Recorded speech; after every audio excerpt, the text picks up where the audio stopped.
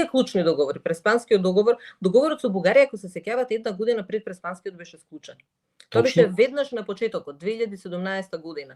И тоа требаше да го затвори тоа прашање. Значи, требаше да го регулира еднаш за секогаш односите со Бугарија и таа фамозна комисија што направија, не знам, идентитетот, историјата и така натаму, тоа требаше да биде историја базирана на факти, која нам, македонците, ќе ни помогнеше да се соочиме со сопственото минато, да се соочиме со сите инструментализации, идеологизации што се правеле во поранешна Југославија, затоа што таа држава морала така да обстане и да функционира.